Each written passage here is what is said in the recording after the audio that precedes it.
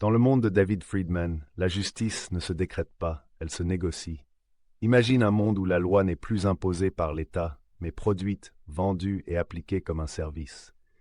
Une justice sans gouvernement, où la réputation remplace la coercition. Un monde où deux individus en désaccord ne s'adressent pas à un juge, mais à un arbitre choisi par contrat, comme on choisirait un fournisseur d'accès à la liberté. Et si je te disais que ce monde, pour certains, est non seulement possible, mais souhaitable. Bienvenue dans l'épisode 2 de notre série sur David Friedman, l'économiste libertarien qui ose poser une question vertigineuse. Et si le marché pouvait remplacer l'État? Si tu n'as pas encore vu l'épisode 1, intitulé « Le rêve d'un monde sans État », je te conseille d'y jeter un œil avant celui-ci. Il pose les bases de ce que tu vas découvrir aujourd'hui. Et pendant que tu es là, pense à t'abonner, à liker et à laisser un commentaire si ce genre d'idée te fait réfléchir. Oui, même si tu n'es pas d'accord. C'est justement le but, penser autrement. Car ce que tu vas découvrir ici, c'est plus qu'une théorie économique. C'est une vision du monde où la liberté devient la seule autorité et où la loi n'est plus imposée, mais choisie. Un modèle aussi fascinant qu'inquiétant, aussi rationnel que dérangeant. Et peut-être la clé d'une question que nous n'avons jamais vraiment tranchée. La justice doit-elle être un droit ou un service? Reste bien jusqu'à la fin, car aujourd'hui nous allons découvrir ensemble comment, selon Friedman, le marché pourrait produire la loi lui-même.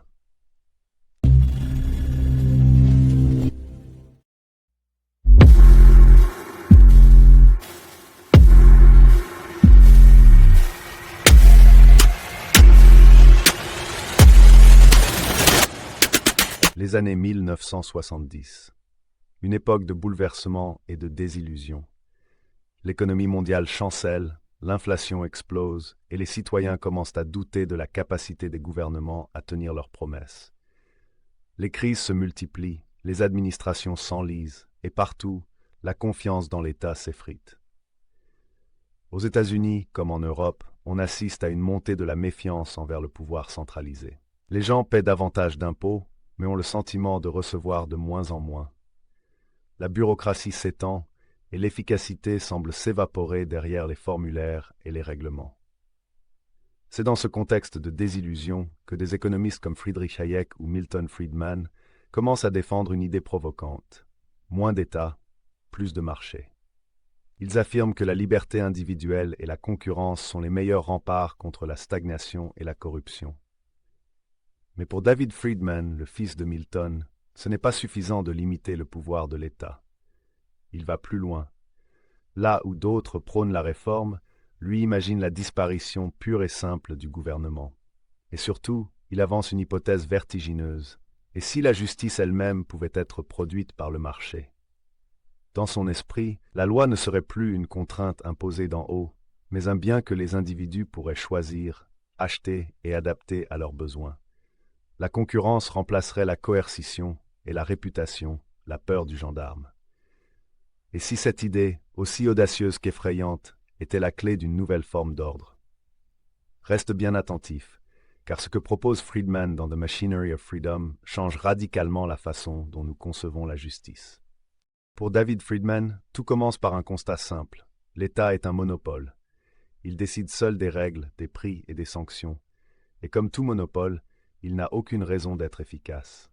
Résultat, lenteur, abus, corruption. Friedman propose alors un renversement total du modèle. Il imagine un marché de la justice où des agences privées offriraient leurs services de protection et d'arbitrage. Chaque individu choisirait son agence comme on choisit une assurance ou un fournisseur d'énergie. Pas d'impôts obligatoires, pas de monopole judiciaire, seulement des contrats volontaires entre citoyens libres. Dans ce système, la contrainte laisse place à la réputation. Une agence qui trahit la confiance de ses clients ou rend des décisions injustes disparaît naturellement du marché. C'est la main invisible appliquée à la justice. Les meilleures agences prospèrent, les pires s'effacent. Imaginons maintenant la comparaison. D'un côté, le système étatique actuel, un juge surchargé, des délais interminables, des coûts cachés. De l'autre, le modèle friedmanien, rapide, concurrentiel, transparent. La justice devient flexible, adaptée, responsable. Là où l'État impose, le marché propose. Là où la loi publique est rigide et uniforme, la justice privée s'ajuste à la réalité de chacun. Et là où la bureaucratie étouffe les décisions, la concurrence stimule l'efficacité. C'est un changement de paradigme radical. Dans le monde de Friedman, la loi n'est plus un commandement, mais un contrat librement choisi. Mais cette logique, aussi séduisante soit-elle, a un prix. Car si la loi devient un produit, la justice ne risque-t-elle pas, elle aussi, de devenir un luxe? Dans un marché libre, tout s'achète, mais tout le monde n'a pas les mêmes moyens. Alors, que devient celui qui ne peut pas s'offrir sa sécurité? Qui protège le faible, celui qui n'a ni contrat, ni influence, ni richesse? C'est la critique majeure adressée à David Friedman, le risque d'une justice à deux vitesses, où les plus puissants payent pour des règles à leur avantage, et où les plus pauvres deviennent les clients d'un ordre au rabais.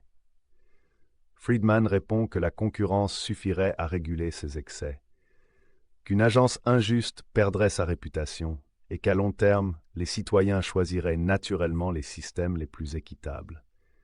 Mais cette réponse reste théorique, et certains y voient une foi excessive dans la rationalité humaine. Car si la justice devient un marché, qu'est-ce qui empêche la morale de devenir, elle aussi, une marchandise? Et si la paix n'était plus un droit commun, mais un service réservé à ceux qui peuvent la payer? Ces questions dérangent. Elles révèlent les paradoxes d'un modèle qui prétend abolir le pouvoir, tout en risquant de le confier aux plus forts. Et pourtant, malgré ces critiques, l'idée de Friedman continue de fasciner, parce qu'elle renverse nos certitudes et pose une question que peu osent formuler. Et si la liberté absolue n'était pas le chaos, mais une autre forme d'ordre?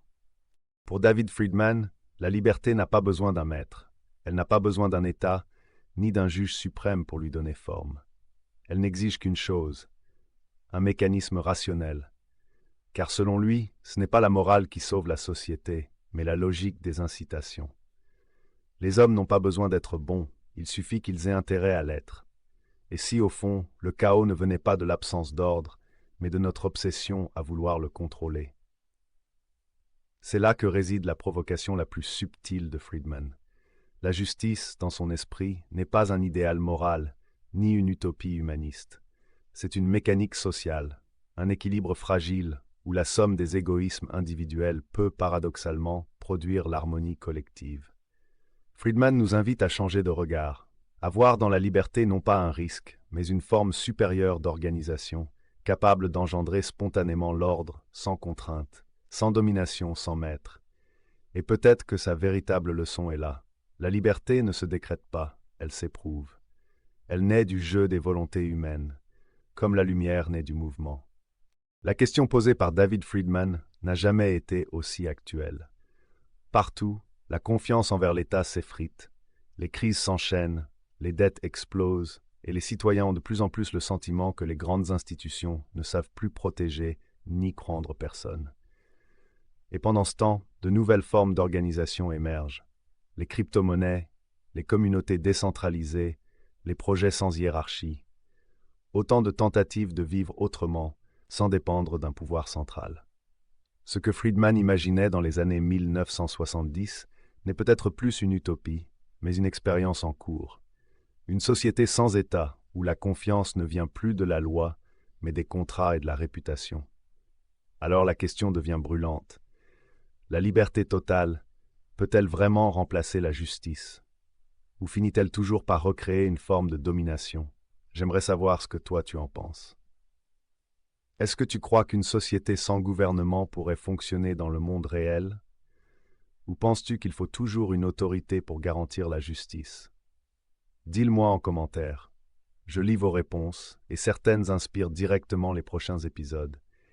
Et si cette réflexion t'a fait vibrer, abonne-toi, like la vidéo et partage-la à quelqu'un qui croit encore que la liberté et le chaos sont la même chose. Parce qu'ici, on ne cherche pas à avoir raison, on cherche à comprendre, sagesse intemporelle pour penser autrement et apprendre à être libre, vraiment.